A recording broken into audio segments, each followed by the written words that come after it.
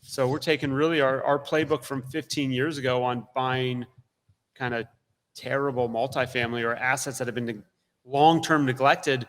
And we're doing the same thing with office right now and finding what's the best use for that space.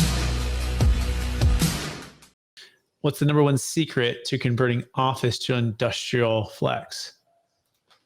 I think looking for ways that you can take the skill sets you have and apply them to what the current market conditions are. I started 15 years ago buying defunct multifamily that was in super bad shape. No one wanted it.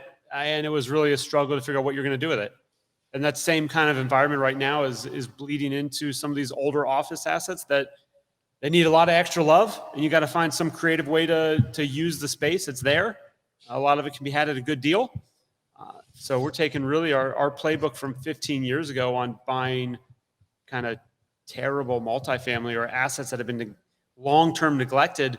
And we're doing the same thing with office right now and finding what's the best use for that space. And for us, it seems to be industrial flex, at least in the Southeast, is where we're seeing the biggest demand. Excellent. Yeah, that makes a lot of sense. It's kind of being creative and figuring out ways to take something that perhaps was a little more obsolete and making it to an investment and more, adding value to the community and whatnot. And so this is really interesting, right? Because the office space is dying in a lot of spaces. So I mean, talk about the opportunity and what you're seeing, and maybe give us kind of a live example to this, Dave.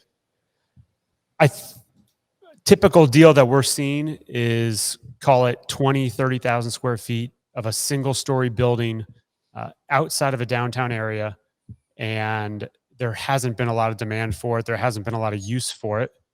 There's a lot of old cubicles in it. And it's a space that can really be converted to kind of any vision you would have for it. So when you start driving around and noticing them, you'll see a lot of that size building that you're like, it doesn't look like it's the cleanest. It looks like something else could be done there. That's really what we're looking for. Excellent. And so, 20 to 30,000 square feet outside of a downtown area. It's sleepy and tired, and you guys are coming in and saying, okay, what can we do it? So what does it look like, step by step? You find the opportunity, you find the location, and what are you doing to, increase the value and change it into industrial flex? Yeah. Any initial investment you're looking at making, we have our areas that we operate in. We don't really deviate from them. We're not really trying to go find new markets. We're predominantly buying stuff Atlanta to Charlotte. We're comfortable there. So, making sure, one, you're comfortable in the area you want to invest in, I think is key start. And then once we have a property or once we identify one, we're really using a lot of our skill sets that we honed over the years in multifamily, which is a lot of construction, a lot of demolition. We're able to take a single story building and really just gut the inside of it, take out all the old offices, remove everything that's in there and get it. So what we call a white box scenario, where you have elevated ceilings, you have large clear spaces, you have, no kind of like divided up minor walls. That really gives someone that's coming in an opportunity, especially in the industrial, the flex, or the warehouse type users, to come in and use that space however they seem, best for their operation. And are they typically a single tenant or multi-tenant? And I mean, I guess it depends on the deal itself, but who is the ideal tenant or tenants that you're finding to put into these spaces?